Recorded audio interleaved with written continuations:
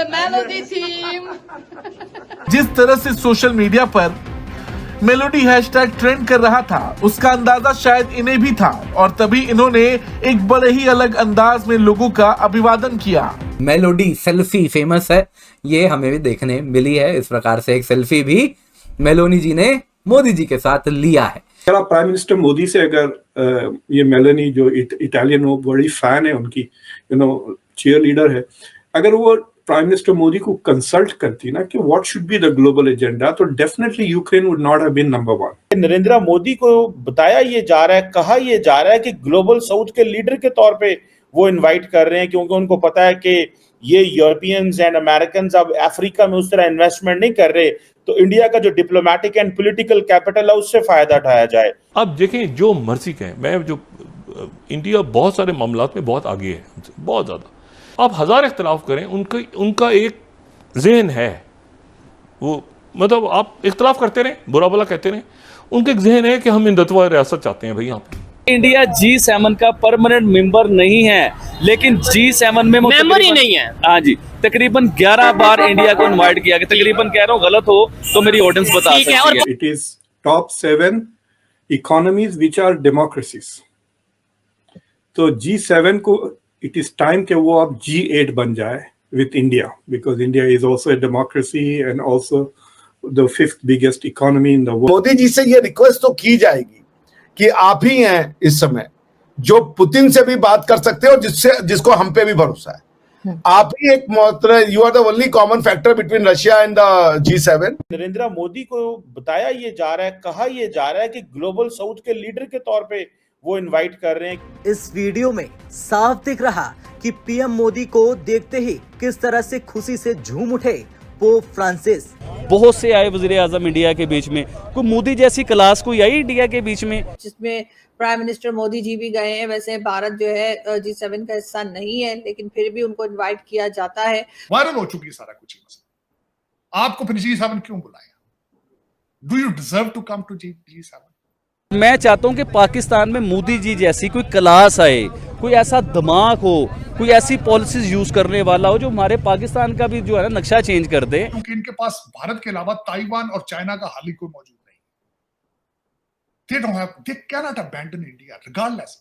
भारत जितना भी इनका बाजू मरोड़ ले, भारत को ये नहीं छोड़ सकते। अगर मोदी जी एक दिन के लिए अपना एक्सपोर्ट बंद करें ना, पूरा यूरोप इंडिया के कदमों में हो, आप यकीन मानिए। लेकिन सबका ग्रीन पासपोर्ट देखते ही आपको सब बता रहे यार हमें एक स्पेशल फ्रिस्किंग से गुजरना पड़ता है। ये तार साहब, ये जो जैक सुलिवन आ रहे हैं, ये तो नेशनल सिक्योरिटी एडवाइजर हैं और बाइडेन के बहुत करीब हैं।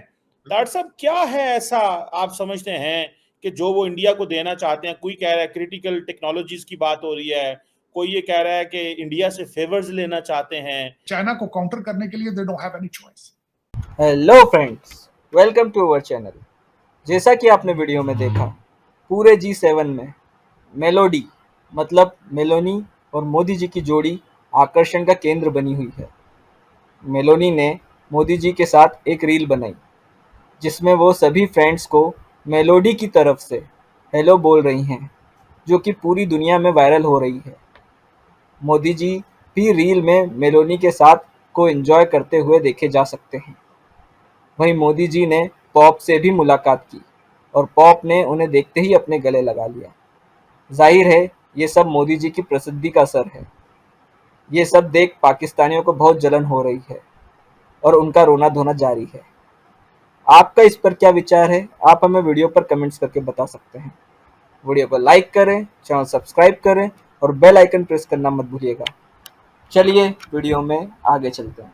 डॉक्टर साहब, इस वक्त दुनिया का जो सबसे बड़ा इवेंट है वो इटली में हो रहा है, G7। और ये डॉक्टर साहब जरा इस पे कमेंट करें कि G7 ने हर मुल्क को ग्लोबल साउथ से बुलाया है। एक तो उन्होंने पाकिस्तान को तो मुंह ही नहीं ना लगाया, उन्होंने कीनिया को भी बुलाया।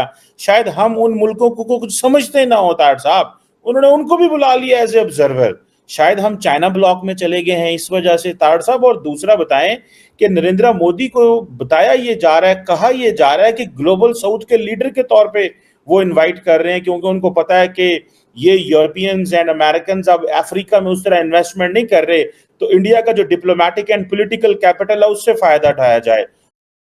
G7 समिट का एक और मेजर जो कंपोनेंट था वो सी पैक के मुकाबले में जो इनका अपना पहले अमेरिकन और दूसरे एलाइज का जो एक उसका काउंटर इन्होंने किया था, उसको वाकई आप बिल्कुल सही फरमा रहे हैं कि उसको भी अगली फेज पे लेके जाना चाहते हैं। They want to counter the CPEC. तो एक तो उस एजेंडे में करें तो भारत सबसे पहले आ जाता है। दूसरा, अमेरिका कभी भी भारत को उस लेवल तक नहीं ले जाना चाहता क्योंकि इनके पास भारत के अलावा ताइवान और चाइना का हाल ही कोई मौजूद नहीं। They cannot abandon India regardless। Bharat जितना भी इनका बाजू मरोड़ ले, भारत को ये नहीं छोड़ सकते। थोड़ी बहुत नाराजगी की इन्होंने पिछले दिनों में, वो भी बल्कि एक तो टोरंटो इसकी ट्रूडो की वजह से, और दूसरा खासकर मैंने आपको बताया था कि वेस्टर्न सिविलाइजेशन के अंदर इनको ये चुभती है भारत की जो इतनी सडन तरक्की कर रहा है तेजी के साथ।